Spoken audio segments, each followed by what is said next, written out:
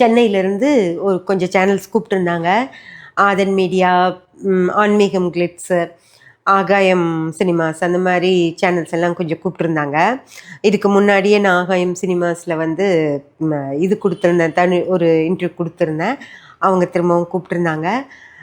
சரி இதெல்லாம் இருந்துச்சு. சரி போலாம், சென்னை போலாம் அப்படின்னு நெனச்சிட்டு இருந்தேன். அந்த டைமில் கலைஞர் டிவிலேருந்து கூப்பிட்டுருந்தாங்க ஃப்ரெண்ட்ஸ். அது ரொம்ப க்ளோஸ்டா போன வாரம் தான் கூப்பிட்டாங்க. இந்த மாரி ஜோதிடர்களுக்கான இந்த வருட புத்தாண்டு, தமிழ் புத்தாண்டுக்கு ஜோதிடர்கள் ராசி பலன் சொல்ற மாரி, பிரபலங்களுக்கு சொல்ற மாரி இருக்கு மேம். வர முடியுமா? அப்படின்னு கேட்டிருந்தாங்க. அ அப்பவே சொல்லிட்டேன் நானு. ராசி பலன் சொல்ல மாட்டேன். நட்சத்திர பலன் வேணா சொல்றேன் அப்படின்னு சொன்னேன். ஓகே பரவால்ல நீங்க வாங்க. நீங்க என்ன சொன்னாலும் ஓகே அப்படி சொல்ட்டாங்க.